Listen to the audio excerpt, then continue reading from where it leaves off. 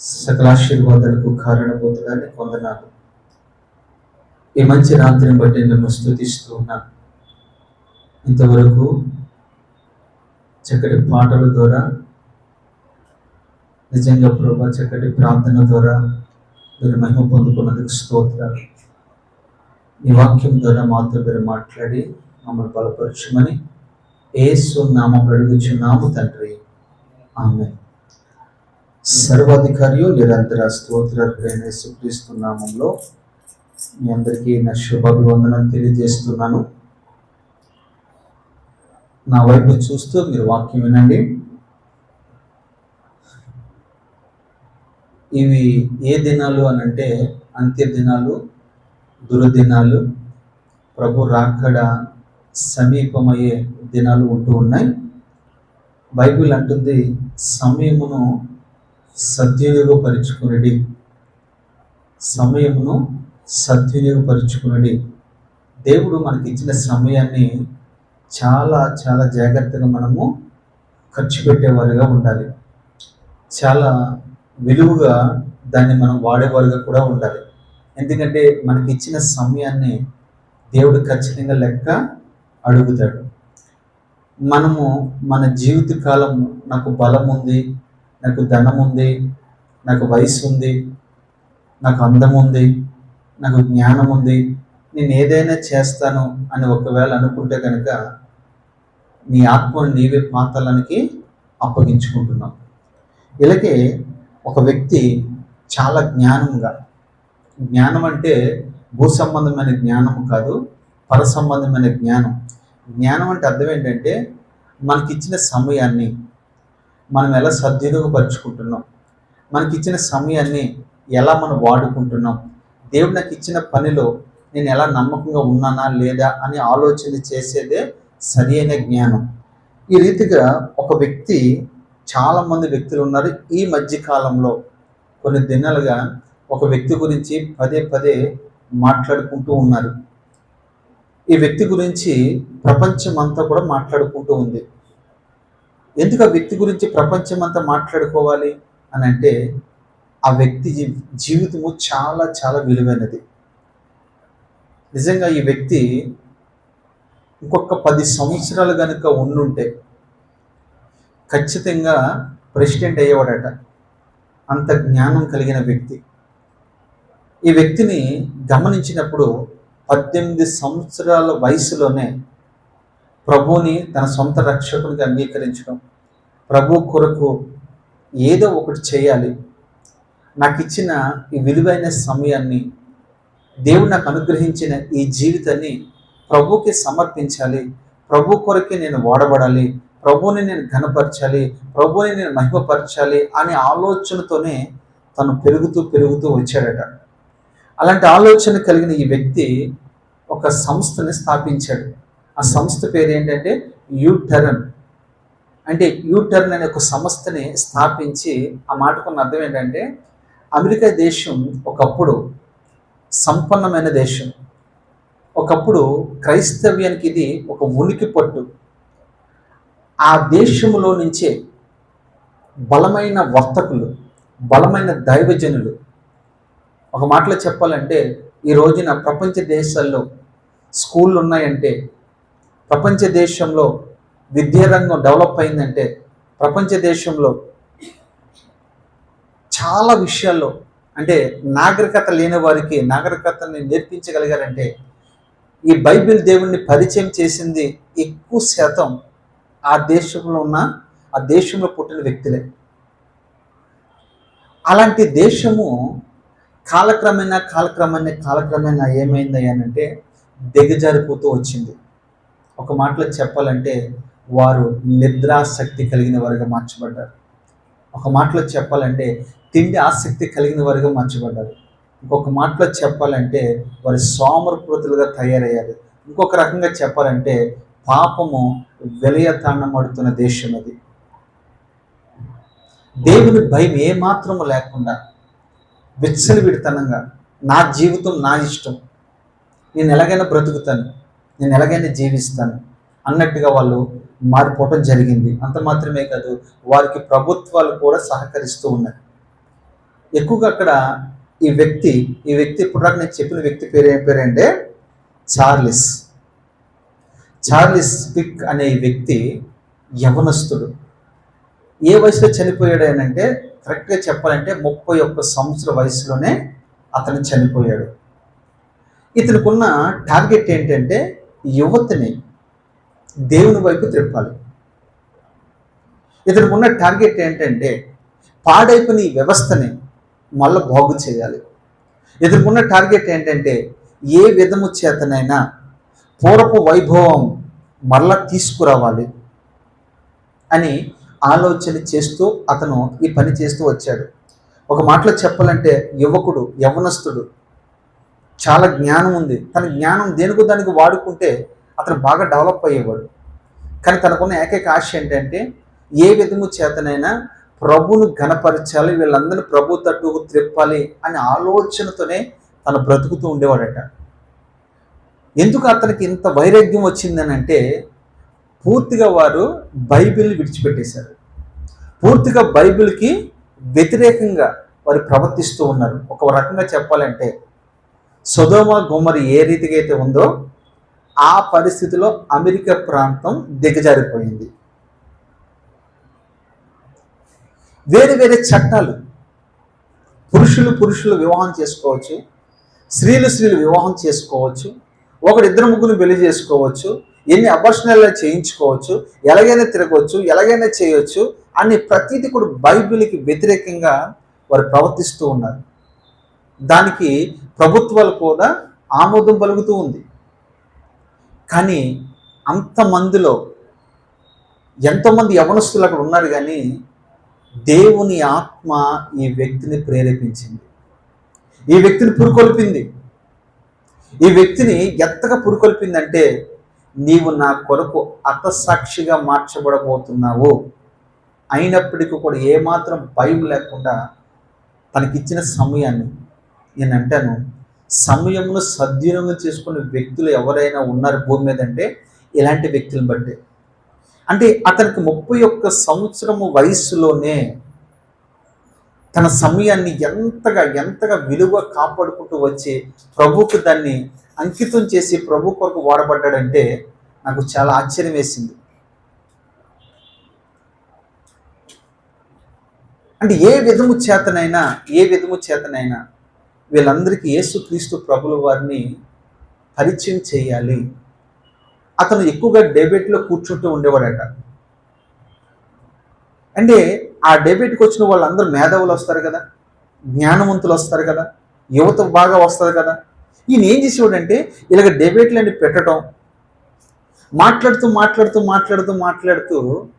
వాళ్ళని ఏ విధము చేతనైనా ప్రభు గురించి చెప్పడానికే ప్రయత్నం చేసేవాడంట. ప్రతి మీటింగ్ని కూడా ఎలా సద్వినియోగం చేసుకునేవాడంటే తన ప్రభుని వీళ్ళకి ఏ విధం చేతనైనా పరిచయం చేయాలి, వీళ్ళు ఏ విషయంలో భ్రష్టు పట్టిపోయారు, ఏ విషయంలో పాడైపోతున్నారు, ఏ విషయంలో దిగజారిపోయారు అని ఆయన ఎక్కడ డెబేట్ పెట్టినా, ఎక్కడ మీటింగ్ పెట్టినా ప్రజలు తండోపతండాలుగా వచ్చేవారంట. ఖచ్చితంగా యేసుక్రీస్తు ప్రభుల వారి గురించి చెప్పకుండా సభనైనా ముగించేవాడు కదట.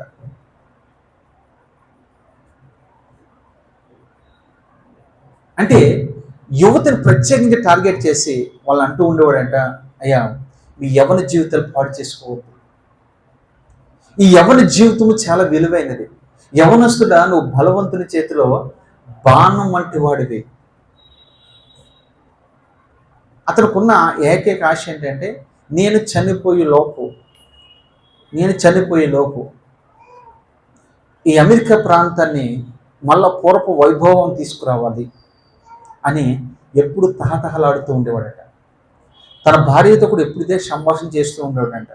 నేను ఏ విధం చేత నేను ప్రభు కొరకు జీవించాలి, ప్రభు కొరకే మరణించాలి, నేను ఈ సంస్థను పెట్టాను కదా, దీనిలో నేను ఒకవేళ ఉన్నా లేకపోయినా నువ్వు దీన్ని కొనసాగించాలని తన భార్య కూడా చెప్పడం, ఆ భార్య కూడా అదే రీతిగా సపోర్ట్ చేయటం చాలా అద్భుతం. ఒక రకంగా చెప్పాలంటే ఇతను ఒక రాజకీయ నాయకుడు కాదు, అలాగని ఒక పెద్ద పాస్టర్ కూడా కాదు, సాధారణమైన విశ్వాసి. మనం అనుకుంటాము ప్రభు పని చేయాలంటే ఏదో ఒక సేవకుడిగా మార్చబడాలి, లేదా ఇంకొక వ్యక్తిగా మార్చబడితేనే మనం చేయవచ్చేమో అనుకుంటాం. లేదు లేదు, సువార్తను ఏ విధము చేతనని ఎవరు చేసినా ప్రభు పని చేయటమే కావాల్సింది. నువ్వు ఎలాగైనా చేయి, ఆత్మలు సంపాదించాలి. ఇతని గురించి నిజంగా చాలా విషయాలు ప్రపంచానికి నేర్పించి చనిపోయాడు.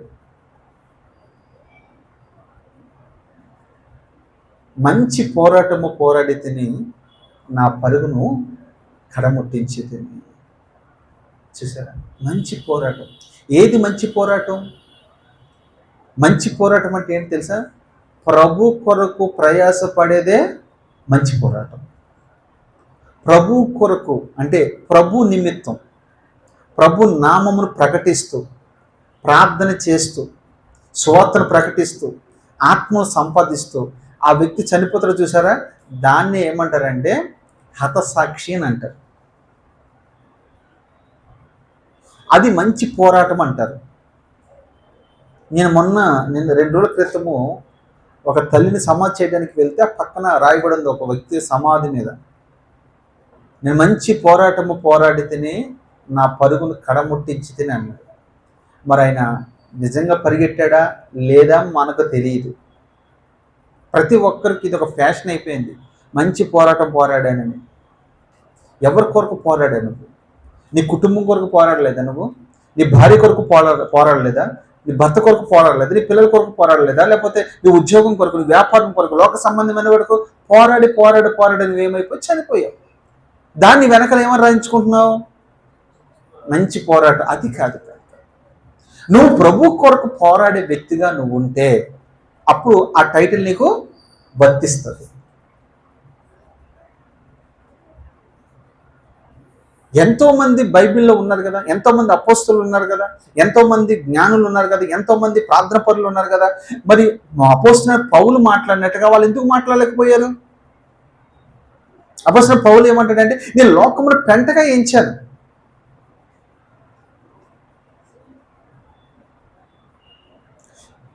ఎందుకు తెలుసా? సమయమును సద్వినియోగం చేసుకోవాలి. ఇలాగే ఒక సముద్రము చూస్తూ ఒక వ్యక్తి ప్రయాణం చేస్తూ ఉన్నాడంట. ఆ వ్యక్తి దరిదాపుగా 50-60 సంవత్సరాల వయసు ఉంటుంది. మానసిక ఒత్తిడిలోనో సంథింగ్ ఏదో ఆ వ్యక్తి సేద తీర్చుకోవడానికి, కాస్త నెమ్మది పొందడానికి ఆ సముద్రము దగ్గరికి వెళ్ళి ఆ ఇసుక దగ్గర నుంచి అలాగా ఆ ఒడ్డు నుంచి అలా నడుచుకుంటూ వెళ్తూ ఉన్నాడట. వెళ్తూ ఉంటే అతనికి అంత చదువు లేదు, అంత నాగరికత లేదు. అయితే అక్కడ విలువైన రాళ్ళు కొన్ని అతనికి దొరికినాయి అంట.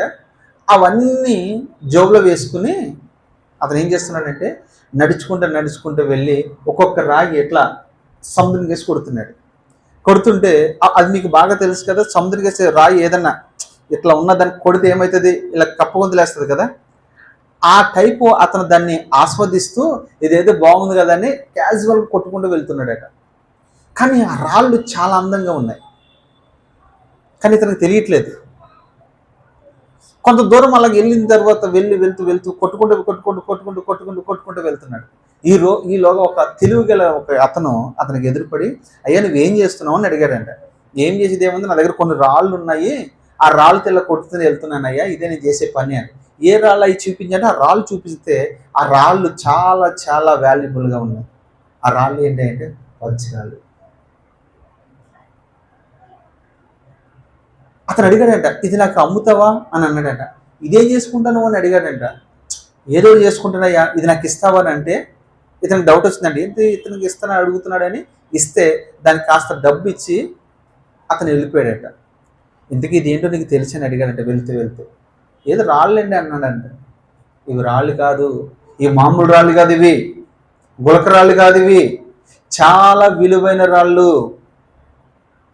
దీన్ని నువ్వు గనక వజ్రాల షాప్కి వెళ్ళి అమ్మితే నువ్వు కోటేశ్వరుడు అయిపోతావు. అతనికి అప్పుడు స్పాట్లో అప్పటికప్పుడే కొన్ని లక్షల రూపాయలు ఇస్తే అయ్యో అని తల పట్టుకుని ఏడుస్తూ ఉన్నాడు. అని ఎందుకు ఏడుస్తున్నావా అని అంటే, ఇలాంటివి చాలా రాళ్ళు పడేసానయ్యా నేను. ఎందుకు ఈ విషయం చెప్పానంటే, మనకి దేవుని విలువ కూడా ఒక్కొక్క దినము ఒక్కొక్క వజ్రము లాంటిది.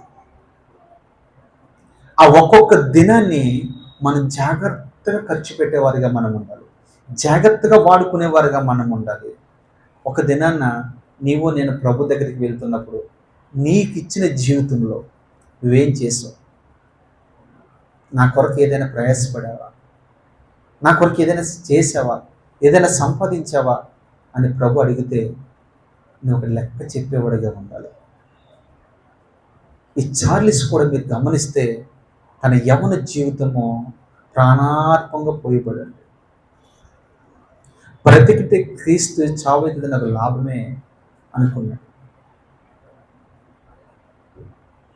అతను చెప్పే మాటల ద్వారా ఎంతోమంది ప్రభావితం చెందారట. అంత మాత్రమే కాదు, చాలామంది పశ్చాత్తాపడుతూ వచ్చారట, చాలామంది మారు మనసు పొందారట, చాలామంది రక్షణ పొందారట. ప్రత్యేకించి యువతలకు అనేవాడంట, మీరు ఒంటరిగా ఉండొద్దు, దయచేసి వివాహం చేసుకోండి అని వారిని ప్రేరేపిస్తూ ఉండేవాడంట. నిజంగా చాలామంది యువత వివాహాలు చేసుకుని పిల్లలకని సుఖంగా ఉంటూ ఉన్నారంట. ఎందుకు ఆ మాట ఆయన అన్నాడంటే, మీరు వివాహం చేసుకోకపోతే మీరు పాడైపోతారు. మీరు పాడైతే మాత్రమే కాదు, సమాజాన్ని కూడా మీరు పాడు చేస్తూ ఉంటారు. మీకు ఒక వివాహం చేసుకోనని చెప్పడం వల్ల ఆయన చనిపోయేటప్పటికి చాలామంది ఒక మాటలో చెప్పాలంటే ఆయనకి ఎంతమంది ఫాలోవర్స్ ఉన్నారంటే, యూట్యూబ్లో కనుక మీరు కొడితే చాలామంది ఫాలోవర్స్ ఉన్నారు.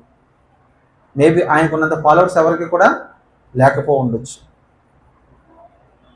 ఇంత తక్కువ టైం, ఇంత చిన్న వయసులో ఒక మాటలో చెప్పాలంటే ట్రంపే అతని దగ్గరికి వచ్చి మాట్లాడగలుగుతున్నాడంటే అతను ఏ స్థాయిలో ఎదిగాడో మీరు ఆలోచించండి. అతని మాటల ద్వారా ట్రంప్ ప్రభావితం చెందాడట. ఆత్మీయ సలహాదారుడిగా ఒక రకంగా చెప్పాలంటే ఏదైనా సలహా కావాలంటే అతనితో మాట్లాడేవాడట. ఈ జ్ఞానం ఎక్కడి నుంచి వచ్చింది? బైబిల్ చదివేవాడు. తన గురించి తన భార్య కొన్ని విషయాలు చెప్పింది, అవి ముందుకు తీసుకొస్తాను, తర్వాత వాక్యంలోకి వెళ్దాము. చూడండి, తన భర్త అంట దేవుణ్ణి ఎక్కువగా ప్రేమించేవాడట. తన భర్త ఎక్కువగా దేవుని ప్రేమించడం అంటే అర్థం ఏంటంటే, ఉదయం లేచిన కాడి నుంచి తను పండుకునే వరకు కూడా దేవుని కార్యక్రమంలోనే ఉంటూ ఉండేవాడట. ఒకటి ప్రార్థన చేసుకుంటూ ఉండేవాడట, వాక్యం చదువుకుంటూ ఉండేవాడట, సువార్తను ప్రకటిస్తూ ఉండేవాడంట. దేవుని కొరకు ఏదో ఒకటి చేయాలనే తపనతో తను ఎప్పుడు బ్రతుకుతూ ఉండేవాడట. తన భార్య అడుగుతూ ఉండేదంట, ఎప్పుడు దేవుడు అంటూ ఉంటావా అని అంటే, ఎస్, ఈ జీవితం ఇచ్చింది దేవుడు. నేను మాత్రమే కాదు, నీవు కూడా నాలాగా దేవుని బ్రతకాలి. నువ్వు మాత్రమే కాదు, మన పిల్లలు కూడా దేవుని కొరకు బ్రతకాలి. ఈ లోకంలో అన్నిటికంటే ఎక్కువగా దేవుణ్ణి మనం ప్రేమించేవారుగా మనం ఉండాలి. ఉద్యోగాలు కాదు, డబ్బు కాదు, హోదా కాదు, విలాసవంతమైన జీవితం ఏది కాదు, కానీ ఎక్కువగా దేవుణ్ణి మనం ప్రేమించేవారిగా ఉండాలి. ప్రభు అంటాడు కదా, నన్ను ప్రేమించిన వారిని నేను ప్రేమిస్తున్నాను. నన్ను ప్రేమించిన వారిని ఆస్తికి కర్తగా మారుస్తాను. అదే మాట మీరు యోహాను గ్రంథం చివరి అధ్యాయం ఇంటికెళ్తారు చదువుకుంటే, పేతురుని చివరిసారిగా ప్రభు ఇదే మాట మాట్లాడాడు. పేతురు, నీవు నన్ను ప్రేమిస్తున్నావా? నీవు నన్ను ప్రేమిస్తున్నావా? నీవు నన్ను ప్రేమిస్తున్నావా అని ముమ్మారు ఎందుకు అడిగాడో తెలుసా? నువ్వు నన్ను ప్రేమిస్తే ఇదిగో నా మంద నీకు అప్పగిస్తాను, నా సేవ నీకు అప్పగిస్తాను, నా తర్వాత నీవే నాయకుడిగా ఉండి నడిపించాలి. ప్రేమించేటువంటి అర్థమేంటి తెలుసా? ప్రతిదీ కూడా పక్కన పెట్టాలి. కుటుంబం ఉండొచ్చు, తప్పులేదు, కుటుంబం ఉంటుంది, భార్య పిల్లలు ఉంటారు, వాళ్ళకి ఇచ్చే సమయం వాళ్ళకి ఇవ్వండి, వాళ్ళని ప్రేమించే విధంగా వాళ్ళని ప్రేమించండి. అంతకంటే ఎక్కువగా ఒక మాటలో చెప్పాలంటే 2 త్రాసులో మనం వేసి చూసుకుంటే, నీ కుటుంబం కొరకు ఇచ్చే సమయం కావచ్చు, నీ కుటుంబాన్ని ప్రేమించేది కావచ్చు, నీ కుటుంబం కొరకు నువ్వు ప్రయాసపడేది తక్కువగా ఉండాలి, దేవుని త్రాసులో ఎక్కువగా కనపడాలి.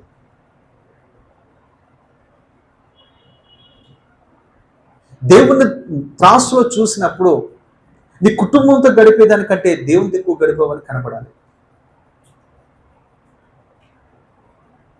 నీ ధనం, నీ బలం, నీ సమయం సమస్తము కూడా ప్రభువును ప్రేమించేటట్టుగా ఉండాలి.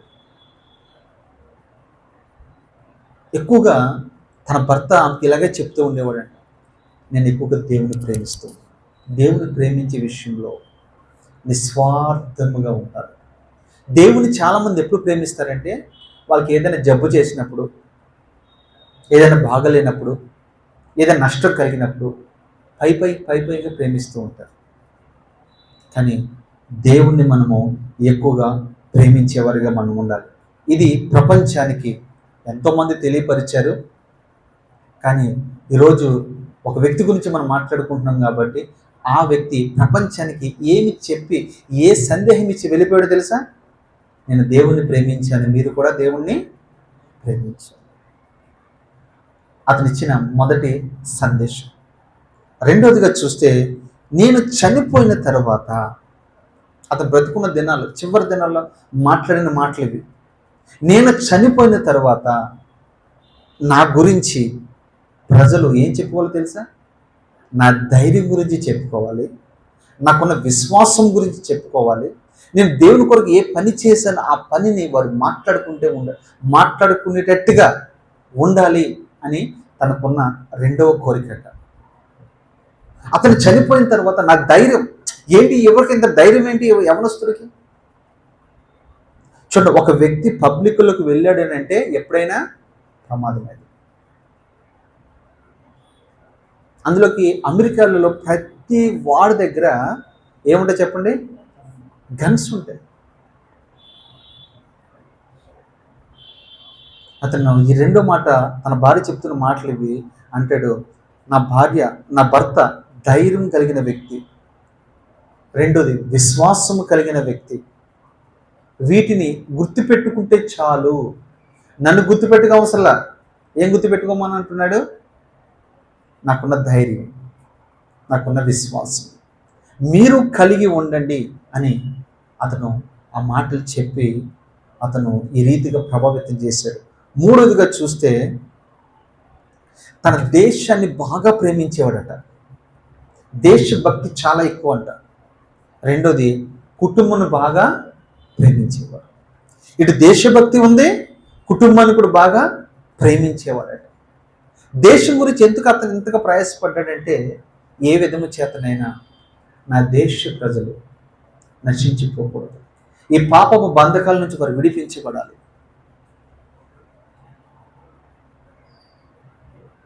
చాలామంది భక్తులు మీరు గమనిస్తే, ఒక్కొక్క భక్తుడైతే వాళ్ళ దేశ యొక్క పటాన్ని తీసుకుని అలా ముందు పెట్టుకుని దాని మీద చేసి మోకరించి ప్రార్థన చేసేవారు. ఈ భక్తుడు కూడా చూడండి, తన పుట్టిన గడ్డ గురించి, తన పుట్టిన దేశము గురించి రోజు ప్రార్థన చేసేవాడంట. అమ్మ, ఇది మనకి ఏం నేర్పిస్తుందో తెలుసా? నువ్వెక్కడ పుట్టావో, నీ ప్రజలు, నీ స్వజనులు ఏ రీతిగా ఉన్నారో, ఇక్కడ నువ్వు బాగానే ఉంటున్నావు, మంచి వాక్యం వింటున్నావు, మంచి సహవాసంలో ఉన్నావు, చక్కగా ఎదుగుతూ ఉన్నావు. మరి నువ్వు పుట్టిన గడ్డ, నీ ఊరి ప్రజలు ఎలాగున్నారు, వారి కొరకు మరి నువ్వేదైనా చేస్తున్నావా? వారి కొరకు నువ్వేమైనా ప్రయాసపడుతున్నావా? అరే, వారి కొరకు నేనేం చేయగలనన్నా, లేదా వాళ్ళ కొరకు నేనేం చేయగలనని మీకు ఒక ఆలోచన కావచ్చు. ఎందుకు ఈ విషయం చెప్తున్నాను తెలుసా? ఒక మాట యెషయా గ్రంథంలో రాయబడిన మాట, నువ్వు వెళ్ళకపోయినా వెళ్ళేవారిని పంపించండి అంటే, ఆ మాటకున్న అర్థం ఏంటంటే, మనం ఏం చేయాలి తెలుసా? మన ప్రాంతాలకి దైవజనుల్ని మనమే తీసుకుని వెళ్ళి సువార్తను ప్రకటించేవారిగా మనం ఉండాలి. అప్పుడు ఏమైతే తెలుసా? అక్కడ సువార్త యొక్క ఫలము నీ ఖాతాలోనే వస్తుంది. నువ్వు చేసిన పనికి ప్రతిఫలంగా ఉంటూ ఉంటుంది. రెండోది, మనము వెళ్ళి సువార్త ప్రకటించేటట్టుగా మనం ఉండాలి. రెండోది ఏంటంటే, నీవు నీ గ్రామం గురించి, నీ బంధువుల గురించి, నీ రక్త సంబంధికుల గురించి, నువ్వు ఏ పట్టణంలో నివసిస్తున్నావు, ఈ పట్టణ ప్రజల గురించి, ఈ దేశ ప్రజల గురించి నిత్యము మనం ప్రార్థన చేసేవారుగా ఉండాలి. అపోస్తలుడైన పౌలు తిమోతికి ఈ రీతిగా ఉత్తరం రాస్తాడు. ఇదిగో నువ్వు ప్రార్థన చేసినప్పుడు అధికారుల కొరకు ప్రార్థన చేయాలి, నాయకుల కొరకు ప్రార్థన చేయాలి, మనుషులందరి కొరకు నువ్వు ప్రార్థన చేయాలి. చూసారా, ఆ భారం మనకు ఉండాలి. మనం బాగుంటే కాదు. చూడండి, ఎవరికైనా ఆకలి వేస్తుందంటే ఒక పూట భోజనం పెడతాం, అదే పుణ్యం అనుకుంటాం. మనం పుణ్యమే కాదనట్లా.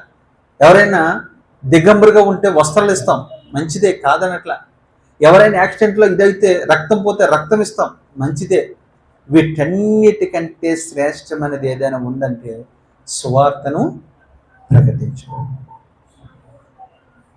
అపోస్తలుడైన పౌలు అదేంటే, నేను సువార్తను ప్రకటించకపోని ఎడల నాకు శ్రమ శ్రమ శ్రమ. మనం ఎన్నో విషయాలు నేర్చుకుంటున్నాము ఇక్కడ, ఎంతో వాక్యం నేర్చుకుంటున్నాం మనం.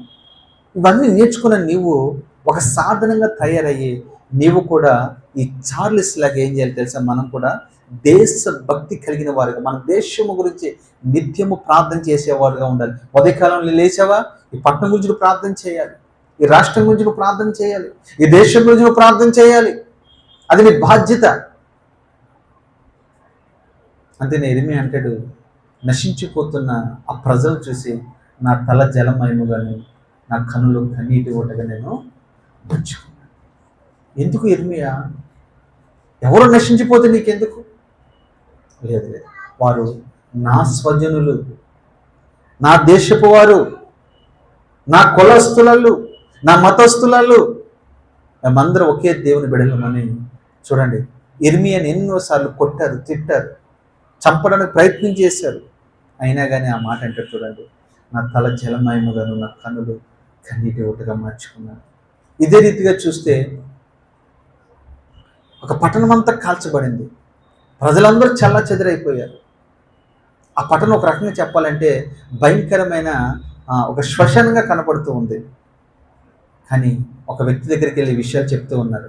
అయ్యా, నువ్వు పుట్టిన ఊరు, నువ్వు పుట్టిన దేశము, మన పితరులు ఉండే దేశము, మన పితరులు ఉండే సమాధులు ఉండే దేశం పాడైపోయిందయ్యా, శత్రుల చేతులు పట్టుపడింది, నాశనం అయిపోయిందయ్యా, చెట్టుకొకరు పుట్టకొకరు అన్నట్టుగా వెళ్ళిపోయాడయ్యా. ఒకప్పుడు అందంగా ఉండే ఈ దేశము శ్మశాన భూమిగా మార్చబడిందయ్యా అని అంటే నెహెమ్యా అక్కడికక్కడ గొప్ప కూలిపోయి అంటాడు, అయ్యో నా దేశం ఇలాగా అయిపోయిందా అని ఎంతో విలపించలేదా? ఎంతో ప్రార్థించలేదా? ఆ మనసు మనకి ఎందుకు ఉండకూడదు?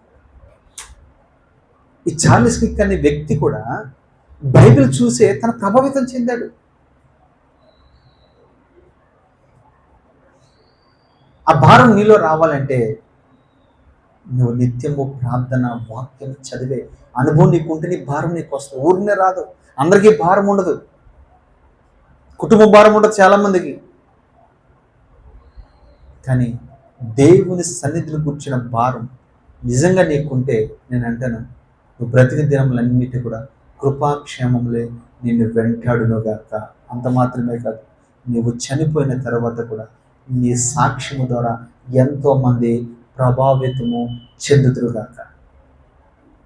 చార్లెస్ ఈ విధంగా చూడండి, తన దేశభక్తి కలిగిన వాడిగా, రెండోది కుటుంబ బాధ్యత కలిగిన వాడుగా ఉంటూ ఉన్నాడు. తర్వాత నాలుగోదిగా చూస్తే యేసుక్రీస్తు ప్రభుల వారిని ఎక్కువగా ప్రకటించేవాడట. తనకున్న 24 గంటల సమయంలో ఎక్కువ సమయము దేవుని సువార్తను ప్రకటించడానికే వాడేవాడట. ఎక్కడ కూడా తనకున్న ఆ జ్ఞానాన్ని కానీ తనకున్న సమయాన్ని కానీ వ్యర్థంగా ఖర్చు పెట్టాలని, సోమరిపోతులాగా ఉండాలని, ఏదో తినాలని, ఏదో తాగాలి, ఏదో అనుభవించాలని ఏ మాత్రం మనసు ఉండేది కదంట అతనికి. అతని మనసు ఏంటంటే ఏ విధము చేతనైనా, ఏమో నా సమయం ఎప్పుడు నాకు తెలియదు కనుక ఉన్న సమయంలోనే నేను ఎంతవరకైతే ప్రయాణించగలను, ఎంతవరకైతే ప్రయాసపడగలను, ఎంతవరకైతే వాక్యమో విస్తారంగా చెప్పగలను చెప్పడానికే ప్రయత్నం చేసేవాడంట. మామూలుగా ప్రారంభించేవాడంట. చూడండి, బైబిల్లో ఒక మాట ఉంటుంది, మొదట మందిర మహిమ కంటేను కడవర మందిర మహిమ మించి ఉండాలని. ప్రారంభము ఎలా ప్రారంభించేవాడు అంటే ఏదో సోషల్ మీడియాకి సంబంధించిన యువతను ఆకట్టుకోవడానికి మాట్లాడేవాడట. దాని తర్వాత ముగింపు దశ వచ్చేసరికి మీ జీవితంలో అద్భుతాలు జరగాలంటే, మీరు నేను చెప్పిన స్థాయిలో మీరు ఎదగాలంటే, మీరు యేసుక్రీస్తు ప్రభువుల వారిని సొంత రక్షకునిగా మీరు అంగీకరించాలి. దేవుని భయం మీకు ఉండాలి. లేకపోతే ఇది సొదొమ గుమ్మర్లాగా అయిపోతుంది మన దేశం. మీరు కూడా ఇలా పాడైపోతారు అని చెప్తూ వాళ్ళందరినీ నిజంగా దేవుని వైపు త్రిప్పడానికి ఎంతగానో ప్రయాసపడ్డాడంటే, ఈ రోజున యువతి దరిదాపుగా చాలా మంది యేసుక్రీస్తు ప్రభువుల వారిని సొంత రక్షకునిగా అంగీకరించారు. ఎన్నో కుటుంబాలు కట్టబడ్డాయంట. ఎంతోమంది యవనస్తుల జీవితాలు అతను వెలిగించగలిగాడు. నేను అంటాను, తను పడిన శ్రమ ప్రయాసం ఊరికనే పోయిందంటారా? ఒక్క దినాన్న చూడండి, మహిమ గల సింహాసనం ఎదుట అతను నిలబడినప్పుడు పరిశుద్ధుల ఎదుట, బలా నమ్మకమైన మంచి దాసుడా, నీ కొరకు జీవ కిరీటము, ఇదిగో మహిమ కిరీటము, వాడబారిన కిరీటము ఇదిగో నీకు నేను ధరింపచేస్తున్నాను. యుగ యుగాలు దేవునితో గడుపుతూ ఉంటాడు. తర్వాత చూస్తే చార్లెస్ చూడండి, చనిపోయిన తర్వాత తన భార్యకి వార్త తెలిసిన తర్వాత తనకి 2 బిడలు, ఒక ఆమెమో కూతురు, ఇంకొక ఆమెమో కుమారుడు. ఈ వార్త తెలిసిన వెంటనే ఇంటికి తిరిగి వచ్చినప్పుడు వాళ్ళ కూతురు, పెద్ద కూతురు, 3 సంవత్సరాల వయసులో ఉన్న కూతురు అడిగిందంట, మమ్మీ డాడీ ఎక్కడున్నారు, డాడీ ఎప్పుడు వస్తారు, డాడీని చూడాలని ఉంది అని, నా డాడీని మిస్ అవుతున్నానని, నా డాడీని చూడాలని ఆ చిన్న బిడ్డ అడుగుతూ ఉంటే ఆ తల్లి ఏ సమాధానం చెప్పింది తెలుసా? నాకు ఇక్కడ ఈ ఒక్క మాట పట్టుకుందని నన్ను నిజంగా. ఇప్పటిదాకా నేను చెప్పిన విషయాలన్నిటికంటే కూడా నా హృదయాన్ని కదిలించే మాట ఇది. ఈ తల్లి ఏం చెప్పింది తెలుసా? అమ్మా, డాడీ ఎక్కడికో వెళ్ళలేదు, ప్రభువుని కలుసుకోవడానికి వెళ్ళాడు, ప్రభుతో మాట్లాడడానికి వెళ్ళాడు, ప్రభుతో సంభాషించడానికి వెళ్ళాడు, ప్రభు పని నిమిత్తం వెళ్ళాడు, ప్రభుతో సహవాసం చేయడానికి వెళ్ళాడు. ఎంత విశ్వాసము, ఎంత నిరీక్షణ ఆ తల్లిలో ఉందో చూడండి. భక్తి చేశామంటే ఇలాంటి విశ్వాసం మనకు ఉండాలి. మన వాళ్ళు ఎవరైనా ఒకవేళ చనిపోతే వారం రోజులు కాదు కదా, నెల రోజులు కూడా వాళ్ళు కోలుకోరు, మందిరానికి రారు. వెంటనే ఈ తల్లి ఏం చేయాలి తెలుసా? మీడియా ముందుకు వచ్చింది. నేను చెప్పిన విషయాలన్నీ కూడా ప్రపంచానికి తెలియపరిచింది. నా భర్త చనిపోయాడని చాలామంది అనుకుంటూ ఉన్నారు. నా భర్త చేసిన పరిచర్య ఆగిపోద్దని చాలామంది అనుకుంటూ ఉన్నారు. లేదు, ఇక్కడ నుండి 2 పరిచర్య సాగబోతూ ఉన్నది. ఈ విడిచిపెట్టి వెళ్ళిపోయి, నా భర్త విడిచిపెట్టి వెళ్ళిపోయిన ఈ పనిని నేను అందిపుచ్చుకుంటాను, నేను ఆ పని చేస్తానని ఆ తల్లి మాట ఇవ్వడం మాత్రమే కాదు, ముందుకు వచ్చింది. ఈ ధైర్యం ఎవరికి ఉంటుంది? ఈ ధైర్యం ఎవరికి ఉంటుంది? ఒక బలమైన వ్యక్తి మన కుటుంబంలో కోల్పోతే ఇంక మన సమస్తము కోల్పోయామన్నట్టుగా కుప్ప కూలిపోతారు చాలామంది. మనం ఇక్కడ నేర్చుకోవాల్సిన విషయం ఏంటో తెలుసా? కుటుంబంలో ఎంతమంది అయితే ఉన్నారో ప్రతి ఒక్కరు వ్యక్తిగతంగా ప్రభు మీద ఆధారపడేవారిగా ఉండాలి, ప్రభువును ప్రేమించేవారిగా ఉండాలి. వ్యక్తిగతంగా నా భర్త బాగున్నాడులే, నాకు పర్లేదు అనుకోవద్దు. నీ భక్తి నీ భర్త భక్తిదే, నీ భక్తి నీదే, నీ పిల్లలది నీదే, ఎవరిదో ఒకరిదో రాదు. అంటే ఈ తల్లి దేవుని మీద ఎంతగా ఆధారపడితే, ఎంతగా ఆనుకుంటే మాటలు మాట్లాడుతుంది. అలా పెద్ద వయసు పిల్లలు కూడా కాదు, చిన్న పిల్లలు, 3 సంవత్సరాల లోపున్న పిల్లలు. నా భర్త ప్రభుతో నడుస్తూ ఉన్నాడు అక్కడ.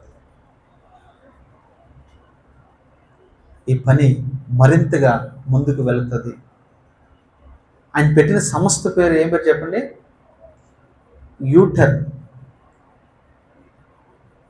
నాకు అర్థం కాలేదు ముందు యూటర్న్ ఏంటంటే అంతేనమ్మా. అసలు అదేం నాకు అర్థం కాలేదు ఫస్ట్. తర్వాత నాకు పరిశుద్ధాత్మ దేవుడు బయలుపరిచిన మాట ఏంటంటే, అమెరికా దేశము పూర్తిగా అడుగంటుపోయింది, అంటే దారి తప్పిపోయింది. ఒక గొర్రె దారి తప్పిపోతే ఎలాగుంటుంది? లేదా మనం ప్రయాణం చేస్తూ వెళ్తే మార్గం తప్పిపోతే ఎలాగుంటుంది? మళ్ళా యూటర్న్ తీసుకుని మళ్ళీ సరైన మార్గంలో మనము వస్తూ ఉంటాం. అలాగే అమెరికా ప్రాంతం కూడా యూటర్న్ తీసుకోవడానికి అతను పెట్టిన సంస్థ, అతను పెట్టిన ఛానల్, యువత అంతా కూడా మనం యూటర్న్ తీసుకోవాలి. క్రైస్తవులందరూ యూటర్న్ తీసుకోవాలి. దేవుని బిడ్డలందరూ యూటర్న్ తీసుకోవాలి. ఆయన చివరి సందేశం ఏంటో తెలుసా? సేవకులకు ఇచ్చిన సందేశం ఏంటో తెలుసా? సేవకులారా, మీరు నాలాగా ధైర్యముతో సువార్తను ప్రకటించుడి. ఎవరికి తల వంచొద్దు, ఎవరికి లొంగిపోవద్దు. అలా ఆయన అన్న మాట తెలుసు. కష్టపడి పని చేయండి, దేవుని కొరకు నిలబడండి, ఎవరికి లొంగిపోవద్దు. మనం ఎవరికొకరికి లొంగిపోతున్నామంటే చెప్పండి, ఎవరికొకరికి దేనికొక దానికి, అది డబ్బుకే కావచ్చు, అది పాపానికే కావచ్చు, అది లోకానికే కావచ్చు, అలాగే ఏదో ఒకదానికి మనం లొంగిపోతున్నామంటే నీలో ఏం లేదు చెప్పండి? నీలో సత్తువ లేదు, ధైర్యం లేదు, విశ్వాసం లేదు. ఈ రోజున చాలా మంది సేవకులు ఎక్కడ లొంగిపోతున్నారు తెలుసా? తిండిగారు లొంగిపోతున్నారు. ఎక్కడ లొంగిపోతున్నారు తెలుసా? డబ్బుగారు లొంగిపోతున్నారు. ఎక్కడ లొంగిపోతున్నారు తెలుసా? పాపం దగ్గర లొంగిపోతున్నారు. ఎక్కడ లొంగిపోతున్నారు తెలుసా? విలాసవంతమైన జీవితాల కొరకు వారు లొంగిపోతూ ఉన్నారు. కానీ చార్లెస్ అన్న మాట ఏంటంటే, దేనికి మీరు కూడా లొంగిపోవద్దు. సంఘాలు ఈ రోజున చాలా మంది వేటిగా లొంగిపోతూ ఉన్నారు. లొంగిపోవద్దు. మనము ఎవరికైనా లొంగిపోయామోనంటే ఎవరికో తెలుసా? దేవునికి మాత్రమే. శూషణ కోటలో చెరపట్టబడిన ఒక గుంపు ఉంది, యూదుల గుంపు. ఆ యూదుల గుంపులో ఒక ఆయన, నిక్కర్సైన మనిషికి ఆయన ఉన్నాడు. ఎవరికి తల వంచడు, దేనికి లొంగిపోడు. అక్కడ ఉన్న ఒక మంత్రి గారు ఉన్నారు, రాజు తర్వాత రాజులంతటి వాడు. నైమాను గుర్రం మీద వెళ్తూ ఉన్నాడట. హామాను గుర్రం మీద వెళ్తూ ఉన్నాడు. అందరూ సాష్టాంగ నమస్కారం చేస్తూ ఉన్నారు. కానీ ఈ ఒక్క వ్యక్తి మాత్రము చేయటం లేదు. ఎందుకు చేయట్లేదు? అతడు దేవుని మీద ఆధారపడినాడు. యూదులు ఎప్పుడు కూడా ఎవరికి నమస్కారం చేయరు, లొంగిపోలేదు. ఆఫ్టర్ ఒకవేళ నన్ను చంపుతాడు అనుకున్నాడు. షడ్రక్, మేషక్, అబేద్నెగోలు, దానియేలు మీరు గమనిస్తే వారు దేనికి లొంగిపోలేదు.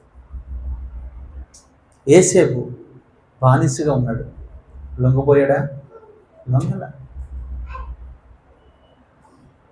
పౌలు అంతటి వాడే, లొంగిపోయాడా? లొంగిపోలే. యేసుక్రీస్తు ప్రభువు వారు కూడా సాతాను గడి ఎన్నో చూపించాడు. నువ్వు నాకు నమస్కరించి నాకు మొక్కు, ఈ రంగుల ప్రపంచం నీకు ఇస్తా అన్నాడు. కానీ ప్రభువు వారు లొంగిపోయారా? లొంగిపోలేదు. మనము కూడా దేనికి లొంగిపోకూడదు. ఏ పేదరికానికి నువ్వు లొంగిపోవద్దు, ఏ డబ్బుకి లొంగిపోవద్దు, ఏ మాయ మాటలకు నువ్వు లొంగిపోవద్దు.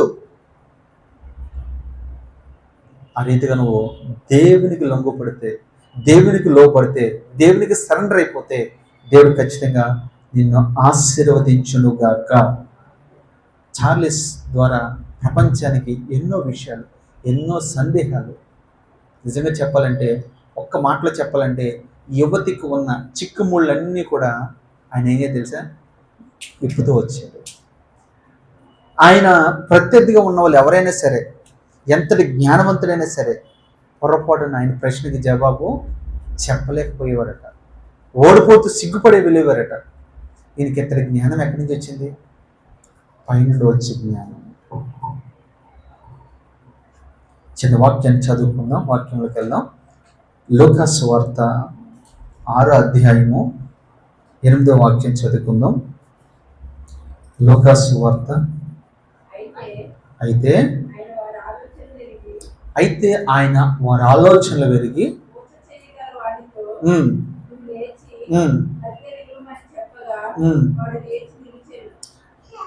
క్షమించమ్మా, అపోస్తుల కార్యాలు 6:8. క్షమించండి, అపోస్తుల కార్యాలు 6:8. అమ్మా, ఈ మాటలు మీరు గమనించండి. అంటే చార్లిస్ కూడా ఇలాంటి అనుభవం కలిగి ఉన్నాడు అనడానికి వాక్యాన్ని మీకు చూపిస్తూ ఉన్నాను. చదువమ్మా. స్టెఫెను కృపతోను బలముతోను నిండిన వాడై ప్రజల మధ్య మహత్కార్యములను గొప్ప సూచక్రియలను చేయుచుండెను. అప్పుడు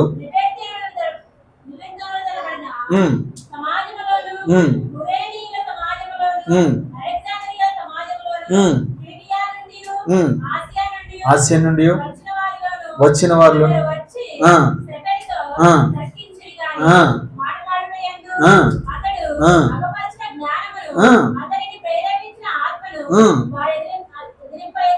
చాలమ్మా, మీరు ఆ మాటలను అండర్లైన్ చేసుకోండి. చక్క విలువైన విషయాలు. ఇక్కడ మీరు గమనిస్తే స్టెఫెన్ అనే ఒక వ్యక్తి హతసాక్షి అయ్యాడు. మొట్టమొదటి హతసాక్షి బైబిల్లో ఎవరయ్యానంటే స్టెఫెన్. హత్య చేయబడిన వారు ఉన్నారు, ఉరి తీసుకున్న వాళ్ళు ఉన్నారు, చంపబడిన వారు ఉన్నారు, చనిపోయిన వారు ఉన్నారు. కానీ హతసాక్షి యొక్క పట్టికలో మొట్టమొదటి వ్యక్తి ఎవరైనా ఉన్నారంటే స్టెఫెన్. ఈ స్టెఫెను మీరు చదువుకున్న లేఖనంలో ఆయా సంస్థలో లేదా ఆయా మందిరాల్లో, సమాజ మందిరాల్లో, ఒకటి కాదు రెండు కాదు, ఆయా స్థలాల్లోకి ఆయన వెళ్ళి ఈ రీతిగా తర్కిస్తూ ఉండేవాడంట. ఏమని అంటే, యేసుక్రీస్తు ప్రభువే నిజమైన దేవుడు, ఆయన లోకరక్షకుడు. ఈ వ్యక్తి శరీరధారిగా మన మధ్యలో ఉన్నప్పుడు మీరు ఎవరు అంగీకరించలేదు. ఆయన అన్నాడు, నేనే జీవమును అన్నాడు, నేనే మార్గం అన్నాడు, నేనే సత్యమును అన్నాడు, నా ద్వారా ఎవరు తండ్రి వద్దకు వెళ్ళలేదని చెప్పాడు. నా ప్రాణం పెడితే తప్ప మీరెవరు కూడా విమోచించబడలేదు అన్నాడు. ఎన్ని చెప్పినా మనం ఏమాత్రం కూడా మీరు వినలేదు. ఆయన ఎలా బోధించేవాడంటే, ఆయన దేవుని కృపతోనూ, తర్వాత దేవుని యొక్క ఆత్మతోనూ, దేవుని యొక్క బలముతోనూ నింపబడిన వాడిగా ఉన్నాడట. ఒకటి, దేవుని కృపతో నింపబడాలి మనము. 2, దేవుని బలముతో నింపబడాలి మనము. 3, దేవుని ఆత్మతో నింపబడాలి మనం. అంటే దేవుని బలం అంటే ఏది? వాక్యమే బలము. వాక్యంతో నింపబడాలి. ఆత్మ అంటే మీకు తెలుసు, పరిశుద్ధాత్మతో నింపబడాలి, కృపతో నింపబడాలి. మనం నింపినప్పుడు ఎదుటి వ్యక్తికి మనం ఈజీగా సమాధానము చెప్పగలం. వాళ్ళు అంటారు, ఎంతమంది పండితులు అక్కడికి వచ్చినప్పటికీ కూడా స్టెఫెన్ చెప్పిన మాటలకి వారు ఎదిరింపలేకపోయారు. నిన్న కాక మొన్న ఒక 2 రోజుల క్రితము నాకు ఒక సమస్య ఎదురైంది. ఏంటి ఆ సమస్య అంటే, వీళ్ళు ఎవరు అక్కడ తిరుగుతూ ఉంటారు కదా ఈ మధ్యన, ఏ సంస్థలు వీళ్ళు,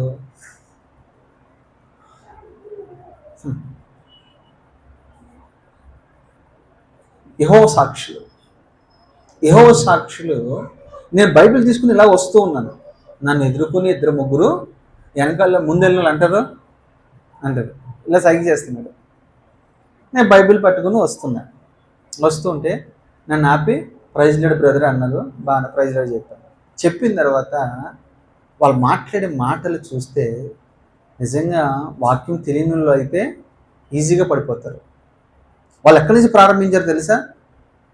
పరలోకంలో ఒక తల్లి ఉంది, మీకు తెలుసా అని అడిగాడు. నేను నాకు తెలియదని చెప్పాను.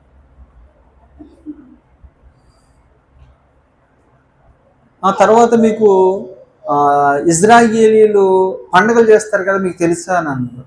తెలియదు అన్నాను. నేను చెప్తాను బ్రదర్, మీకు వీటన్నిటి గురించి కూర్చుందామా చెప్తారంటే నాకు ఏం వద్దయ్యా అని అన్నాను. ఎందుకు వద్దంటే నాకు వాటి మీద ఇంట్రెస్ట్ లేదని చెప్పాను. ఎందుకు వద్దని ఆడు విడిచిపెట్టట్లేదు. అయ్యా నాకు ఇంట్రెస్ట్ లేదు, నాకు దేవుని గురించి తెలుసుకోవాలని పెద్ద ఏం ఇంట్రెస్ట్ లేదని చెప్పాను. అయినా కానీ వాడు ఏమాత్రం విడిచిపెట్టట్లేదు. తర్వాత అదే అన్నాడు, ఇదే అన్నాడు, మనమందరం దేవుని బిడ్డలే అన్నాడు. మీరు కొన్ని విషయాలు తెలుసుకోవాలండి, బైబిల్ గురించి ఏం తెలుసుకున్నారు మీరు అని అన్నాడు. ఏం తెలుసుకోవట్లేదా అని. తర్వాత నీకు యూట్యూబ్ ఛానల్ ఉందని అడిగాను. యూట్యూబ్ గురించి తెలుసా అని అడిగాను. తెలుసా, ఫలానా పేరు కొట్టాను నేను. కొట్టాడు. కొట్టిన తర్వాత నా పేరు వచ్చిందండి, నా వీడియోలన్నీ వచ్చినాయి. ఇది పాస్టర్ గారా అన్నారు. అవును అన్నాను. మరి ఏం తెలియదు అన్నారు ఏంటంటే, నీకున్నంత జ్ఞానం నాకు లేదయ్యా, అందుకనే నాకు వీటి గురించి ఏమి చెప్పలేకపోతున్నాను, ఏమనుకోద్దు బ్రదర్, ప్రైజ్ లాడ్ అని చెప్పేసి వెళ్ళిపోయాను. మీరు పండుగల గురించి అడిగారు కదా, ఆ పండుగల గురించి కానీ ప్రకటన గ్రంథంలో సంఘాల గురించి కానీ ఆల్రెడీ అందులో నేను మాట్లాడాను, అవే మీకు సమాధానం చెప్తే అని చెప్పాను. లేదు ఇంకా కొన్ని విషయాలు నేను చెప్పాలి, మీకు డౌట్స్ ఉన్నాయి చెప్తాను మీకు అన్నాను. ఒకవేళ నువ్వు నాకు ఇంకేమైనా డౌట్స్ చెప్పాలని అనుకుంటే నా వాట్సాప్ నెంబర్ తీసుకో, నీకు ఏ డౌట్స్ ఉన్నో దాంట్లో పంపి, దాని తర్వాత నేను రిప్లై ఇస్తాను, లేదా నీకు ఫోన్ చేస్తే మాట్లాడతాను అన్నాడు. ఆడెంతవరకు నాకు ఫోన్ చేయలేదు, ఏం చేయాలి. అంటే లోకంలో ఇలాంటి వ్యక్తులను కూడా మనము ఎదుర్కోవాలంటే మనకి ఏముండాలి? ఏ జ్ఞానం ఉండాలి? వాక్యం. స్టెఫెన్కి ఏ జ్ఞానం ఉంది? ఏ జ్ఞానం ఉంది? దేవుని జ్ఞానం ఉంది. దేవుని ఆత్మతో నింపబడే వ్యక్తులుగా మనం ఉంటే నీ ముందు ఎలాంటి వ్యక్తి వచ్చినా ఆ వ్యక్తి పొరపాటు నిన్ను ఓడించలేదు. చూడండి, స్టెఫెన్ హతసాక్షులుగా వాళ్ళు ఎందుకు మార్చాడు తెలుసా? సత్య వాక్యమునాలు సరిగ్గా విభజిస్తూ వచ్చాడు. అది తట్టుకోలేక స్టెఫెన్ చంపాడు. స్టెఫెన్ చనిపోయిన తర్వాత పరలోకమే తెరవబడిందట. సింహాసనం మీద నుంచి ప్రభుల వారు లేచి నిలబడి ఆయన ఆహ్వానించారు. హతసాక్షులకి ప్రత్యేకమైన ఆహ్వానం ఉంటుంది. మనలంటలో పోతే మనకి ఏ ఆహ్వానం ఉంటుందంటే ఎవరో మిఖాయేలునో గాబ్రియేలునో ఎవరో పంపిస్తారు. కానీ హతసాక్షులకు మాత్రం స్వయంగా యేసుక్రీస్తు ప్రభుల వారే లేచి వారిని ఆహ్వానిస్తూ ఉంటారు. ఇది బైబిల్ చెప్తున్న సత్యం. రెండో మాట కూడా చదువుకుందాం. మత్తయి సువార్త 16 అధ్యాయము 24 అప్పుడు యేసు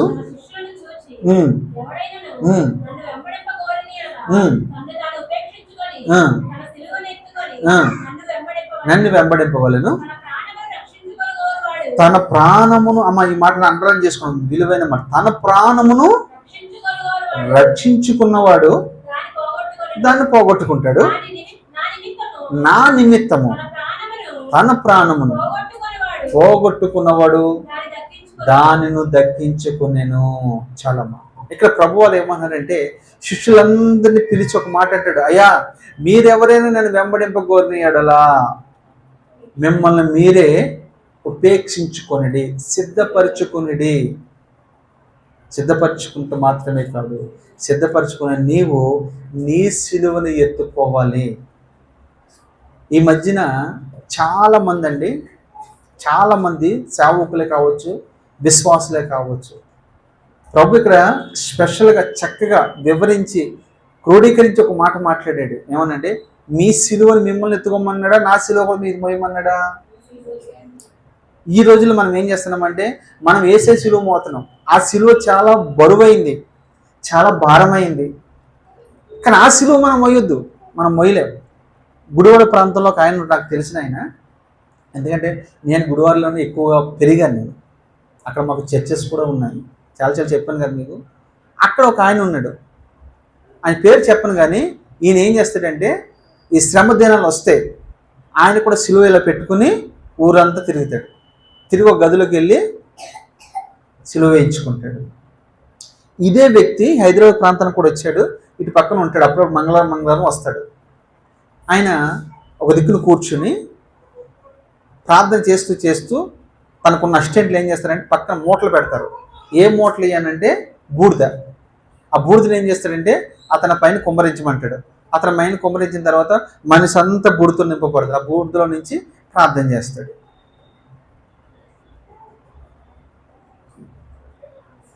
ఇతను ఏం చేశాడంటే యేసయ్య సిలువ వేసుకున్నట్టు ఇతను వేసుకోవాలని, యేసయ్యలాగా ఉండాలని ఇతను అనుకుంటున్నాడు. నేనంటాను, నీలాగా నువ్వు ఉండు, ఎవరిలాగానో మనము ఉండడానికి ప్రయత్నం చేయకూడదు. అంటే నీ సిలువ నువ్వు ఎత్తుకోవడం అంటే నీకున్నది ఏదో అది నువ్వు మోసుకుంటూ ఏ కొండకి వెళ్ళాలి? మనము గొలగొతా కొండకు వెళ్ళాలి. అయితే యేసుక్రీస్తు ప్రభు గొలగొతా కొండకు వెళ్ళారు. నీ సిలువ నువ్వు ఎత్తుకుంది ఎక్కడికి వెళ్ళాలి? నువ్వు పరలోకానికి వెళ్ళాలి. సిలువ మెల్ల సిలువ వేసుకోవడం కాదు, ఇంకో దిక్కున వేసుకోవడం కాదు. సిలువ అంటే శ్రమలకు గుర్తు, నిందలకి, అవమానాలకి, నిట్టూర్పుకి, బాధకి, వేదనకి గుర్తుగా ఉంది. దాన్ని మోసుకుంటూ నువ్వు వెళ్ళిపోవాలంతే. స్టెఫెన్ మీరు చూస్తే, ఇక్కడ మీరు గమనిస్తే శిష్యులందరితో అంటాడు, అయ్యా మిమ్మల్ని మీరు ఉపేక్షించుకుని మీ సిలువను ఎత్తుకొని మీరు నన్ను వెంబడి. రెండో మాట ఏంటి తెలుసా? సిలువ ఎత్తుకోవాలి మొదటి మాట. రెండోది ఎవరిని వెంబడించాలి? ఎవరిని వెంబడించాలి? నా వైపు చూడాలి. ఎవరిని వెంబడించాలి? యేసయ్యని వెంబడించాలి కదా. అయితే మందిరానికి వచ్చిన తర్వాత మనం ఎవరిని వెంబడిస్తామంటే ఎక్కువ శాతం ఇక్కడ జరుగుతుంది ఏంటంటే, ఇప్పుడు ఫాలోవర్స్ ఎక్కువగా ఎవరికి ఉన్నారంటే సేవకులకే. సేవకుల్ని ఎక్కువగా వెంబడిస్తూ ఉన్నారు.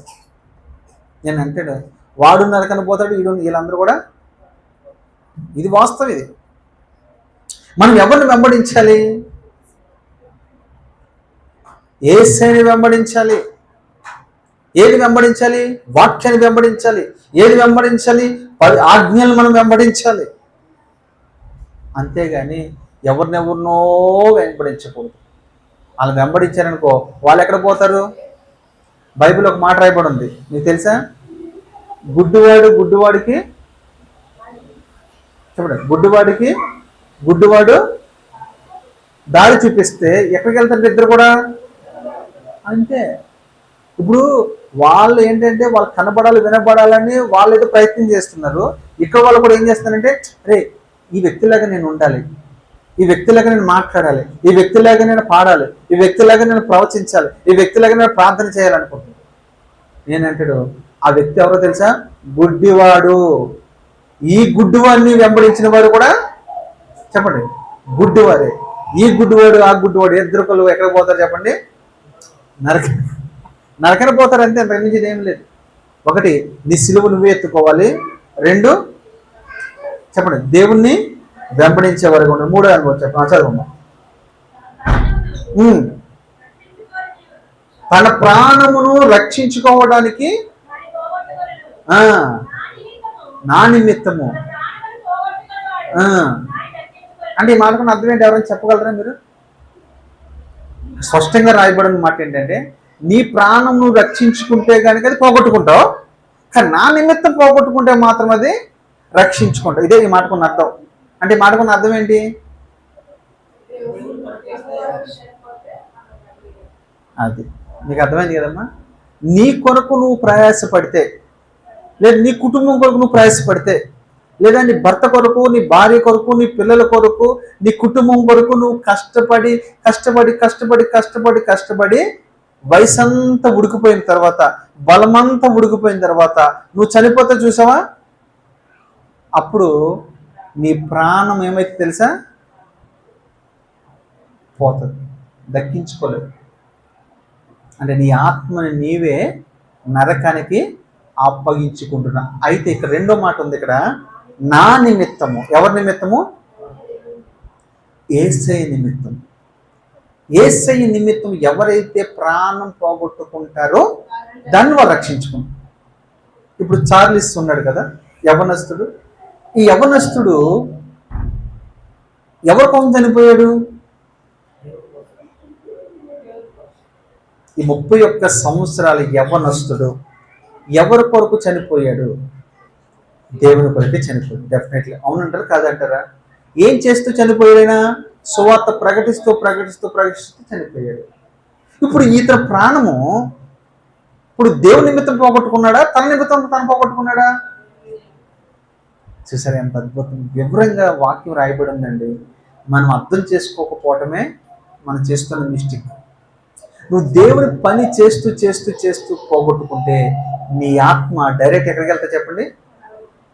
ఇప్పుడు స్టెఫెన్ ఉన్నాడు, మాట్లాడుకున్నాం కదా, దేవుని పని చేస్తూ చేస్తూ చచ్చిపోయాడు. ఎక్కడ పోయాడు? పౌలు ఉన్నాడు, దేవుని పని చేస్తూ చేస్తూ చనిపోయాడు. ఎక్కడికి వెళ్ళిపోయాడు? అపోస్తులు ఉన్నారు, దేవుని పని చేస్తూ చేస్తూ అపసాక్షులుగా మార్చబడ్డాడు. ఎక్కడికి వెళ్ళారు వీళ్ళు చెప్పండి? దేవుని దగ్గరికి వెళ్ళిపోయారు. నా నిమిత్తము అంటే నా నిమిత్తం మీరు ప్రార్థన చేస్తూ చనిపోతే, నా నిమిత్తము వాక్యం ప్రకటిస్తూ చనిపోతే, నా నిమిత్తం సువార్త ప్రకటిస్తూ చనిపోతే, నా నిమిత్తము ప్రయాసపడి పరిచర్య చేస్తూ చనిపోతే ఈ వ్యక్తి ఎక్కడికి వెళ్తారు తెలుసా? పరలోకానికి వెళ్తారు. దాన్ని పోగొట్టుకోడంట. అందుకని చాలా మంది సేవకులు ఈ మాట ఖచ్చితంగా మాట్లాడతారు. ఒకవేళ నేను చనిపోవాల్సి వస్తే, ఒకవేళ నేను చనిపోయే టైం వస్తే సువార్తను ప్రకటిస్తూ చనిపోవాలి. నా ఆశ కూడా ఇదే. నేను ఒకవేళ చనిపోతే సువార్త ప్రకటిస్తూ చనిపోవాలి, ప్రార్థన చేస్తూ చనిపోవాలి. ఇదే నాకున్న ఏకైక ఆశ. ఎందుకంటే అప్పుడు నా ఆత్మను నేను చెప్పండి రక్షించుకున్నామని అవుతాను. రక్షించుకున్నాను. ఒక ఆయన బైబిల్లో ఒక ధనవంతుడు అంటాడు, నా ప్రాణమా తినము తాగుము సుఖించుము అని అంటే, ప్రభు అంటాడు, ఓ వెర్రివాడా, ఈ రాత్రే నీ ప్రాణము నేను అడుగుచును, ఇది ఎవరి వశమగును అంటే అక్కడ క్వశ్చన్ మార్క్, ఎవరి వశమగును, ఇది ఎవరు దగును,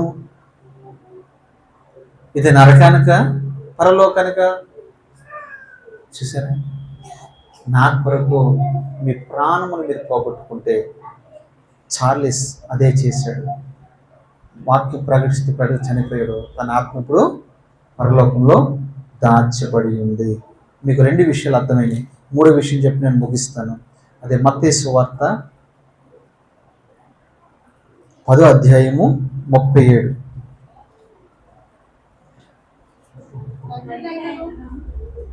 అమ్మా చదువురా. తండ్రినైనను తల్లినైనను నాకంటే ఎక్కువగా ప్రేమించేవాడు నాకు పాత్రుడు. ఇందాక మీకు మొదట్లో ఒక మాట చెప్పాను. తన భార్య ఎరుక్క అనే ఈ వ్యక్తి ఉంది కదా, ఈ వ్యక్తి ఏం చెప్పింది? నా భర్త అన్నిటికంటే ఎక్కువగా దేవుణ్ణి ప్రేమిస్తూ ఉన్నాడు అని చెప్పిందా లేదా? కానీ ఇక్కడ మాట బైబిల్లో ఇది చదువుకునే ఆయన దేవుని ప్రేమించడం ప్రారంభించాడు. చాలామంది ఆడవాళ్ళకు ఉన్న జబ్బు ఏంటంటే ఎప్పుడు చర్చ అంటాడు, ఎప్పుడు ప్రార్థన అంటాడు, ఎప్పుడు పరిచర్య అంటాడు అని అంటూ ఉంటాం మనం కదా. మనం ఏమంటూ ఉంటాం చెప్పండి? దైవజనుడు ఏదో ఫోన్ చేస్తాడు, అయ్యా ఈరోజు పరిచర్య ఉంది రావాలి నువ్వు అంటే, ఇలాగా ఇంటిగా పక్కనే ఉండి అలా ఆవిడ అంటది, అన్నకి పనేమి లేనట్టుంది, ప్రశాంతంగా మాట్లాడుకున్నవాడు, ప్రశాంతంగా ఉన్నవాడు ఏదో పని చెప్తాడు వెళ్ళిపోతాడు. కొనుక్కునే వాళ్ళు ఉన్నారు, సనుక్కునే వాళ్ళు ఉన్నారు. కానీ నేను వినకపోవచ్చేమో కానీ ఎవరు వింటారు? దేవుడు ఖచ్చితంగా వింటాడు. గనుగుడు సనుగుడు ఎక్కడ ఉంటుంది అక్కడ అది సంహార దూరం అంటే మన ఎవడాడు సంహార దూరం అంటే మన మేనమామ ఏం కాదు, సాతానుగాడు. సనుగుడు ఎక్కడ ఉంటుందో సంహార దూత అక్కడ ఉంటుంది. గొనుగుడు ఎక్కడ ఉంటుందో సంహార దూత అక్కడ ఉంటుంది. ఎక్కడ మూలుగులు ఉంటాయో అక్కడ సాతానుగాడు ఉంటాడు. ఎక్కడ స్తుతి ఉంటుందో అక్కడ దేవుడు ఉంటాడు. మన ఇల్లు ఎప్పుడు కూడా స్తుతించే ఇల్లుగా ఉండాలి. మన ఇల్లు ఎప్పుడు కూడా ప్రార్థించే ఇల్లుగా ఉండాలి. మన ఇల్లు ఎప్పుడు కూడా వాక్యాన్ని చదివే ఇల్లుగా ఉండాలి. మన ఇల్లు ఎప్పుడు కూడా ఒక మందిరముగా మార్చబడును గాక. ఇక్కడ అంటాడు, ఏమంటాడు చదవండి మల్లమ్మ, తండ్రినైనను తల్లినైనను నాకంటే ఎక్కువగా ప్రేమించేవాడు అంటే పాత్రుడు అంటే అర్థం ఏంటి? అంతే, అర్హుడు కాదు అంటే నాకు పాత్రుడు కాదు, అర్హుడు కాదని అర్థం. అంటే యోగ్యుడు కాదని, అర్హుడు కాదని ఈ పదాలు వస్తూ ఉంటాయి. అంటే ఒక మాటలో చెప్పాలంటే యోగ్యుడు కాదు, అర్హుడు కాదంటే యేసుక్రీస్తు ప్రభుకు అర్హుడు కాదని అంటే పరలోకానికి కూడా వాడు అర్హత లేనివాడని అర్థం. అర్హత లేనివాడు. అర్హుడు అంటే అంతే, అర్హత లేనివాడుగా మార్చబడు. అంటే నాకంటే నీ తల్లినైనను, నీ తండ్రినైనను, నీ భార్యనైనను, నీ భర్తనైనను, నీ పిల్లలనైనను, నీ ఉద్యోగమునైనను, నీ వ్యాపారమునైనను, నీకున్న ధనమునైనను, లేకపోతే నీకున్నది ఏదైనా కానీ ఎక్కువగా నువ్వు ప్రేమిస్తే నాకు నువ్వు పాత్రుడు కాదు, యోగ్యుడు. దేవుణ్ణి మనము ప్రేమించేవారిగా ఉండాలి. రైట్. రెండోదిగా ఏముంది అక్కడ?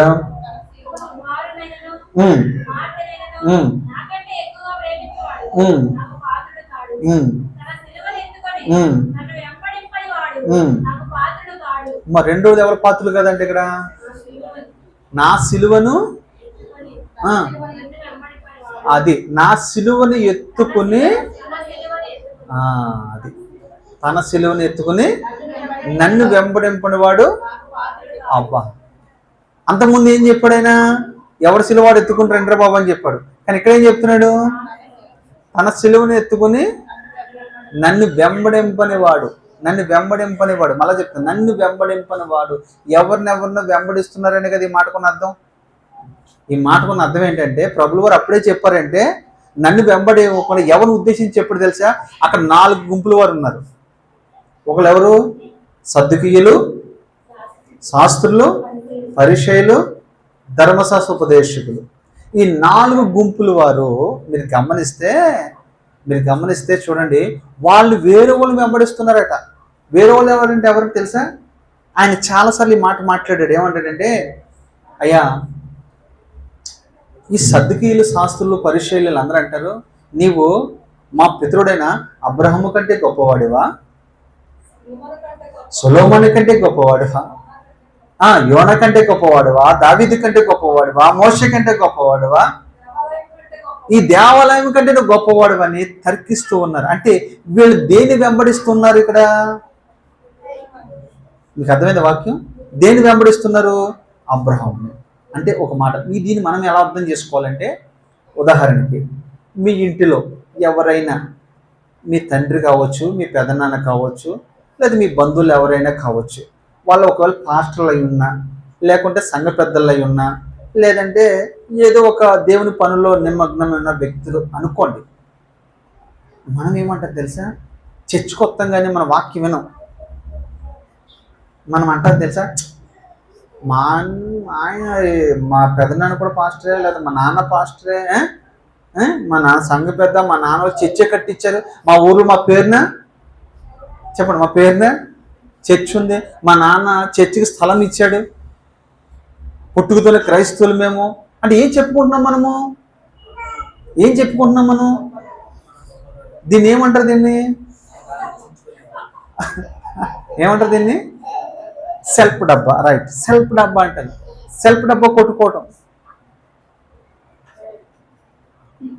ఒక ఆయన ఒక రీతిగా మాట్లాడారు అంటే, మా తాతలేమో నేతులు నాకారు, మీరేమో అది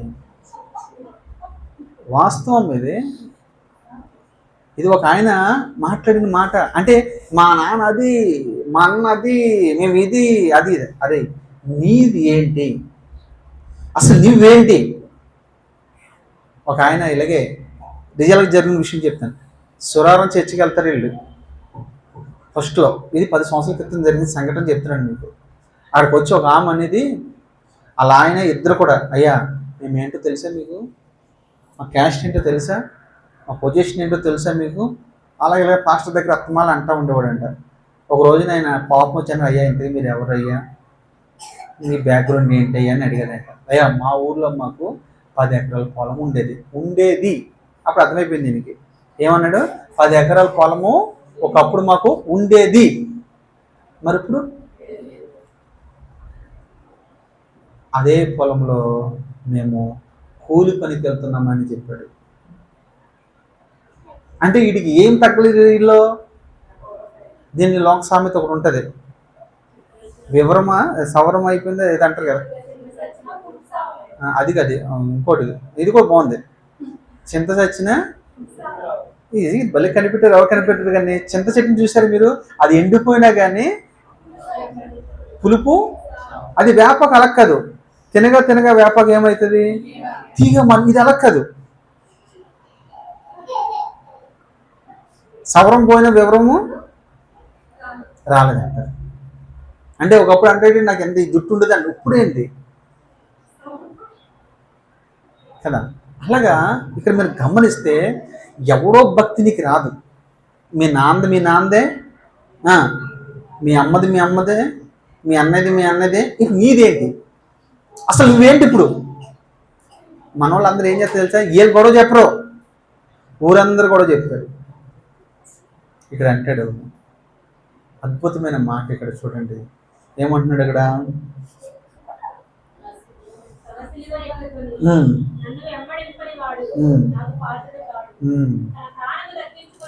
తన ప్రాణమును దక్కించుకున్నవాడు దానిని పోగొట్టుకునేను.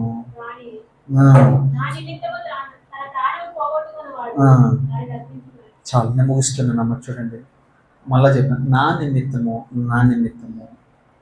మీరు ప్రాణం పోగొట్టుకుంటే దాన్ని మీరు దక్కించుకుంటారు.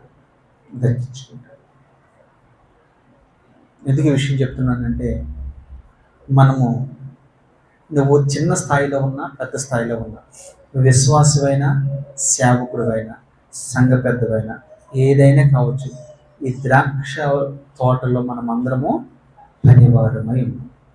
అందరికీ ఒకే జీతం ఉంటుంది. ఒకరికి ఎక్కువ, ఒకరికి తక్కువ అనేది ఏమీ లేదు.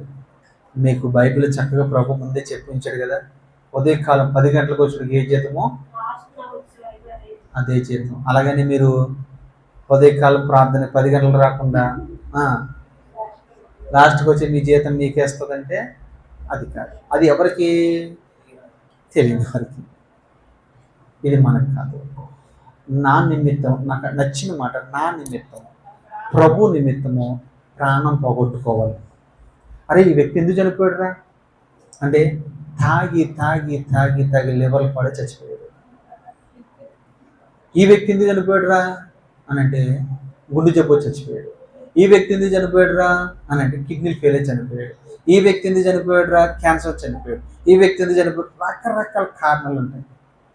కానీ నీవు నేను చనిపోయినప్పుడు మాత్రం ఒకే ఒక కారణం ఉండాలి. ఆ ఒక కారణం ఏంటి తెలుసా? ప్రభు కొరకు ప్రయాసపడి తన ప్రాణమును పోగొట్టుకున్నాడు. ఎంత అద్భుతమైన మాట, ఎంత విలువైన మాట మీరు గమనించండి. ఈ వ్యక్తి ఎందుకు చనిపోయాడు అని పరలోకము మీ గురించి విచారణ చేయాలి. ఎస్, ఈ వ్యక్తి ఎందుకు చనిపోయాడంటే, అయ్యా ఆ వ్యక్తి ఎందుకు చనిపోయాడు తెలుసా? నా నిమిత్తం.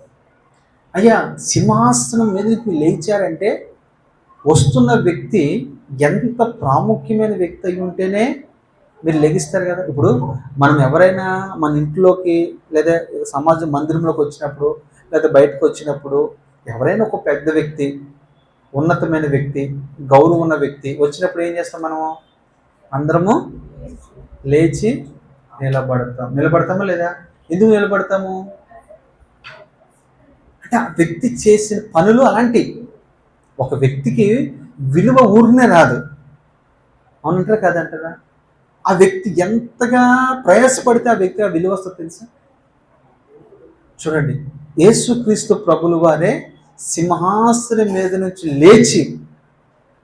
లేచి ఒక వ్యక్తి ఆత్మని ఆహ్వానిస్తూ ఉన్నాడంటే, ఈ భూమి మీద అతని ప్రాణము దేని కొరకు పోగొట్టుకున్నాడు?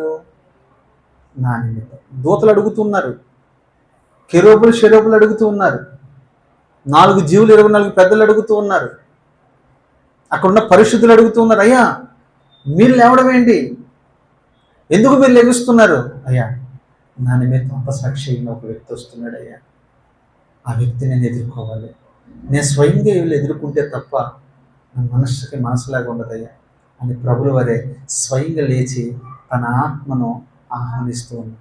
రెండో వ్యక్తి మీకు తెలుసు కదా, జకరియా గ్రంథం మీరు చూస్తే ఒక వ్యక్తి అగ్నిలో వేయబడిన కొరిమి వలె ఉన్నాడు అతనని. అతని నిమిత్తం సాక్ష్యము ఎవరిచ్చారు తెలుసా? ప్రభుల వారే ఇచ్చారు. ప్రభువు వారే స్వయంగా వచ్చి ఈ మైలు వస్త్రము తీసివేయండి,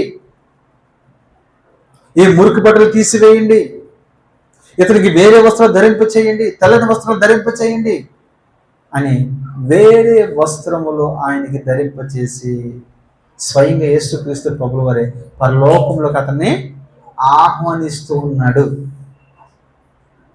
అతని గురించి ప్రభు చెప్పిన సాక్ష్యం ఏంటి తెలుసా? సాతానా, ఎవరి మీద నువ్వు ఫిర్యాదు చేస్తున్నావు? ఇతను ఎవరో తెలుసా?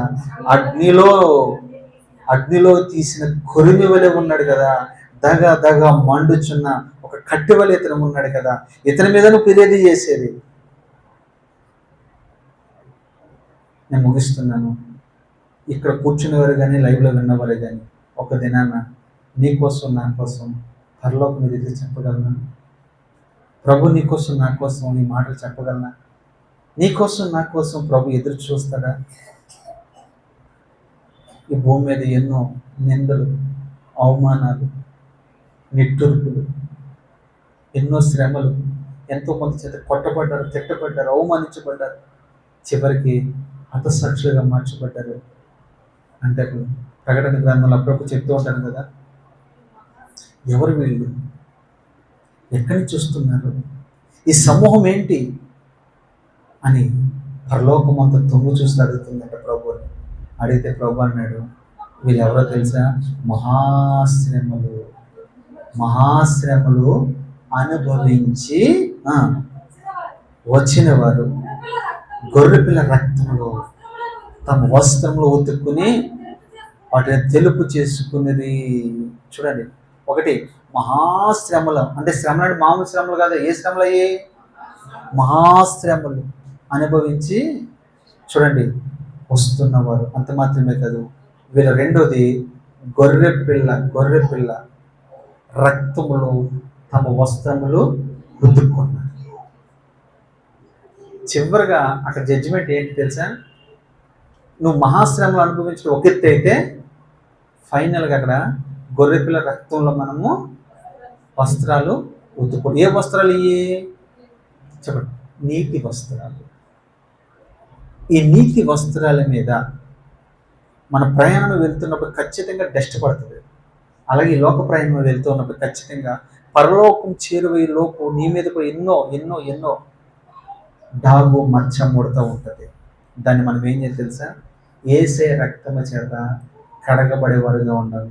రెండోది ఎఫెసీయులకు రాసిన పత్రికలో ఉంటుంది కదా, ఇదిగో మచ్చ డాగు ముడత లేనిదిగా పవిత్రులైన కన్యకగా ఉండుటకు వాక్యం అనే ఉదక స్నానము చేత నేను పవిత్రపరచుచున్నాను. అంతే. చూడండి, పవిత్రపరచుటకై, పరిశుద్ధపరచుటకై వాక్యం అనే ఉదక స్నానం చేత నేను దానిని శుభ్రం చేస్తూ ఉన్నాను. ఈరోజు ఈ మాటలు విన్నారు కదా. చివరి మాట, నీ ప్రాణము దేని కొరకు పోగొట్టుకుంటున్నావు? ఈ లోకంలో డబ్బు డబ్బు డబ్బు డబ్బు పరిగెడుతూ ఒకవేళ నీ ప్రాణం పోయిందనుకో, దానికి నీ ఆత్మకి లేదా నీ ప్రాణానికి దేవునికి సంబంధం. ఉద్యోగం చేస్తూ చేస్తూ ఒకవేళ చనిపోయావనుకో, దేవుని ఆత్మకి నీ ఆత్మకి లెక్క అవసరం లేదు. ఎవరు అంటున్నాడంటే ఫైనల్గా, నా నిమిత్తం ఎవరైతే తన ప్రాణం పోగొట్టుకుంటారో వాళ్ళకి మాత్రమే నేను చెప్పను. ఏమిస్తాడంట? నా నిమిత్తం పోగొట్టుకోవాలి. నా నిమిత్తం మీకు చెప్పాను. 1, పరిచయం చేయండి. 2, ప్రార్థించండి. 3, ప్రకటించండి. 4, ఆత్మ సంపాదించండి. 5, మీ ధనాన్ని ఖర్చు పెట్టండి. 6, మీ బలాన్ని ఖర్చు పెట్టండి. 7, మీ సమయమును ఖర్చు పెట్టండి. ఈ 7 అనుభవాలు మనం కలిగి ఉందముగాక. ఇట్టి మాటలు దేవుడు దీవించి ఆశీర్వదించునుగాక. ఆమేన్. ప్రార్థన చేసుకుందాం.